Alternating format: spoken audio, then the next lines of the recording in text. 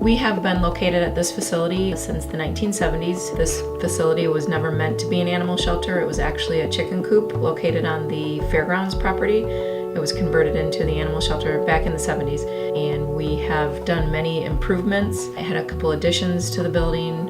Certainly our mission, probably most important, is reuniting pets back to their owner. We also try to make a comfortable environment for the animals in our care, and then certainly for those animals that owners aren't located, is to find loving, responsible homes for the animals in our care. A lot of people don't want to bring their pet to the shelter because they think that awful things are going to happen to the pet. It's a safe haven. We treat these animals, the minute they come through the door, they're vaccinated, they're checked in.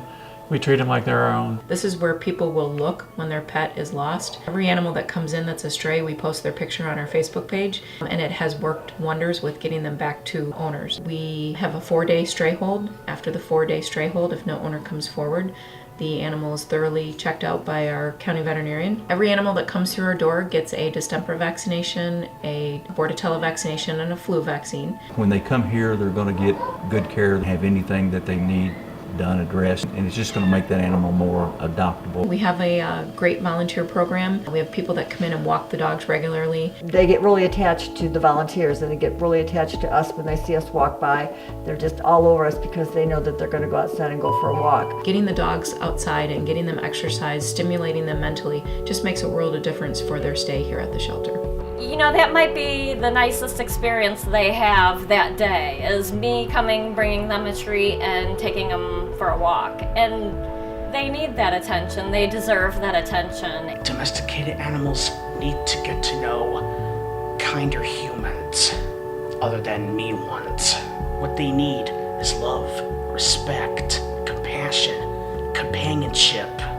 I think the biggest misconception is people think that they're damaged goods. You know, that they're here because there's a problem. And probably 99% of the time, it's because of lack of human responsibility. It's not the pet's fault that they're here. And a lot of times, it's just something small that needs to be addressed. You know, maybe it's a puppy that hadn't had any socialization. Maybe it's an animal that isn't housebroken. You know, you can teach an old dog new tricks. Those are things that can be fixed in time. People have this idea that the shelter is a really bad place and it's somewhere that animals go to die. But in reality, the shelter can be the best thing that happens to some of these animals. Coming here once a week really opened my eyes. It's much better than I thought. It was nice to come in and see how clean the place was, how nice the staff was, and how great the animals were. They weren't these broken animals. They were great animals that just needed a little love. We've had so many success stories. Chip came into us as a stray. You know, Jamie, who's a wonderful volunteer, fell in love with him immediately. She toyed with the idea back and forth, you know, I don't need another dog. So this is Chip. I've had him for about 1.5 years. He was found out in the country. He had an injured tail. Many people came and looked at Chip.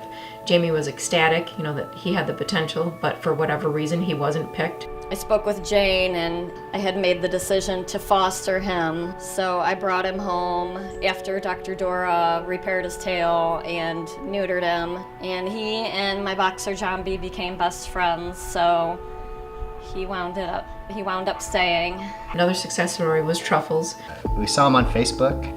I thought, oh, that's a good-looking dog. We saw a post with him with a sign around his neck that said he'd been looked over for 108 days. Girlfriend was about to go in for surgery, and she was going to be off work for 6-8 weeks at a minimum. I'm like, why not? Let's go get him. He's adjusted great. We were very cautious bringing him in. We wanted to make sure he wasn't stressing out our other dog. And within about 2.5 days, we didn't even have to put him in his crate anymore. It's been great.